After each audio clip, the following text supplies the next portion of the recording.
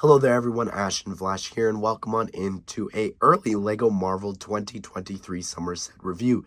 Today we are looking at set number 76266, the 15th Endgame Final Battle set, retailing for $99.99 USD or $129.99 Canadian. This will be available beginning on August the 1st, and I was able to actually get my hands on this set thanks to a store here in Canada that's been putting them out early. But anyways, let's go ahead and let's take a closer look at this new diorama system for the Marvel theme. So here's the set all together, and it's quite tall, like the whole size of this. I think it's very impressive. It's interesting that Marvel decided to create their own sort of diorama display here. Both Final Battle sets for this and No Way Home. And they've all got these like black dishes that they're on top of, but this one is a little bit different than the other one, which we will look at here on the channel very soon. But the difference being with this one is that you can actually open it up. So what you do is just very easily here, you can open up the spot and angle it to sort of open it on up to expand the battle. You can see how it's now opened up and that you've got it so that it's a half a circle and then the other quarters there are on the sides. But if you wanted to as well, you could sort of angle them and position them different ways depending on maybe what you have on your shelves and how much room you have. I think that that's a lot of fun that they actually created it so that you can open this up. So we're going to start here by looking at it from the front, and it's kind of interesting. I think that this is probably my least favorite spot. These pieces here, and I can't really bend it more than this just to show you, but we've got like all these plates and different things that they're just added on last minute. Like that's one of the last things that you do. And I don't know what it is. I feel like it just sticks out too much. Like I kind of wish that there was maybe some more rubble or something underneath, but I get it. They're trying to add to like the space of this all. Now these spots here, you can see they're outlined with these flat gray tiles, and you take your Thanos big figure and you stand him there, and that's where you position your Thanos figure. Now throughout the set, you can see here there's one here and one on the other side. It's this brand new piece, again introduced in these diorama sets, and they look so cool. They're these new stand pieces, but they have to fit inside one of those axle spots, and I think that's really cool how they've designed this. And it also allows you to like put them in different spots. Like if you wanted to put one there, you could, and attach it different places throughout this set. Something really interesting as well with them is that you could actually attach a figure to either side. That's a stud on both sides. But what you do as well is you've got these two transparent pieces at the ends, so you could take your figures here and also position them and have them flying around and jumping and doing different things throughout the set. You'll notice here that we've got this 2x3 tile there, and that's got a sticker that has like a crack on it, as well as you'll notice there's another spot for you to put one of the stands. Spinning it around here, you've got this 2x2 tile there, as well as a little bit of like a toilet, I think. So there's like the toilet seat that you've got on a superhero stand piece, as well as a little bit of like the piping that's burst. You can see some of the water actually spraying on outside of that. Here we've got a part of like a wall, also a little bit of like an electrical thing. So if I just remove Thanos so you can get a better look, you've got like a pipe or something coming out. You could angle this whole section if you wanted to, but you've got like some hazard pieces there, as well as just you've got this little turning piece there as well. And you've got like some, I don't know, just one of my favorite things about this set is just how you can see the interior of the design of the building, like with the different beams there, as well as the rebar. I think that's so cool. Like look at it over here as well in this section. I think that's just such a cool attention to detail, how you've got this chunk missing from the wall, but then again you've got some rebar sticking out. I think that's awesome. You've got a sticker there as well as a sticker up above over here, and then again a spot if you want to take one of these superhero stand pieces and have it attached there. There's a couple of different interesting Easter eggs included inside of the set. Here we've got the time stone, which is hidden underneath there, as well as over here we have Mjolnir, or Thor's hammer, that's also hidden down below. We've also got Captain America's shield over here in this section, and you can just lift this up to gain access to it there, and you can detach it really easily. It's actually on a clip piece there in transparent clear. I think that's really interesting, but yeah, very easy to just cover on up, but it's unnecessary, but it's cute little references that they did here. Looking over here at this section, again, you could see just some of the tiling.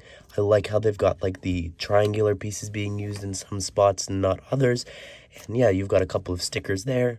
And just as you go up, you've got different spots that you could put different figures and characters if you want to put them on the different platforms. Also, you could just have them like actually climbing this thing. Obviously, it has to be a character like Okoye with a hand accessible to actually do that. I like this piece here, how it's on an angle and it's like actually sort of leaning onto this big piece. I think that's really awesome.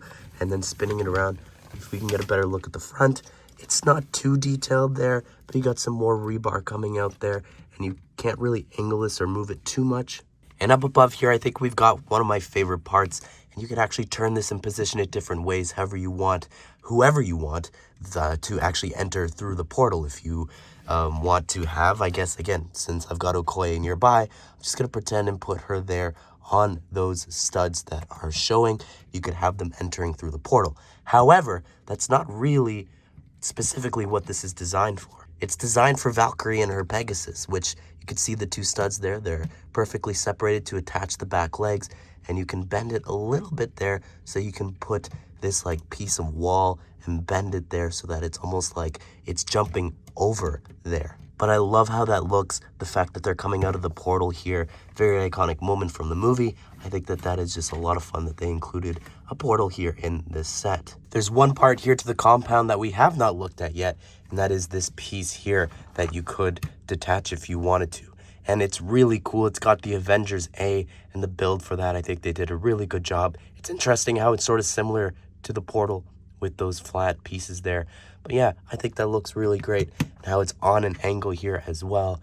And you can't really position it in terms of like up and down, but you could move it and angle it however you want. You can't spin it or turn it though, so it is stuck at that position. And then we've got our final section here, which is actually the Ant-Man and the Wasp van. And this is really cool. I love how they have it here in the debris. And again, it's its own section here, so you could easily remove it. And it's all crumpled up, and it was obviously really damaged in... It wasn't as damaged, I guess, in the movie, since they actually sit inside of it. But it's still cool. I guess maybe this is after Thanos destroys it. But I did actually bring the van from the other set just to show you a comparison. It's not quite the same. Like if you look here, that definitely should have been the silver grills pieces there and not the light gray ones. But I like how they've done some of the parts here. Like they've actually lifted up the front so you could have the mouse and actually have it pushing the button to bring Scott back from the quantum realm. And this piece here can sort of angle and bend a little bit. But yeah, I think the debris for this section is really cool and how they've got it on an angle. But obviously this is the most interesting part here. There's actually a stand there so you could put the Wasp micro figure there. And yeah, it's interesting. You've got the actual portal to the quantum realm. And just to open it up and do a comparison here, I think that it's pretty much the exact same sticker. I'm not really noticing any differences. Maybe you are. But yeah, I think that's really interesting, the fact that they did that. Also, you can't really close this one because of the stand, but just closing it a little bit, you could see the window, and they've got like the little family stickers there. So you've got the Ant-Man mask and then two ants. But what's interesting is, yes, the lines and the stickers are all the same when you compare it to the other one. But the difference is here that on this one, the windows are cracked. I love that. That's so cool. And the spare tire there as well. Same build. So we'll start here with Scarlet Witch. I think she looks really great. The torso is not new and the head is not new either. It's interesting that they've taken the one from the Multiverse of Madness version from the Sanctum and put it here in this set.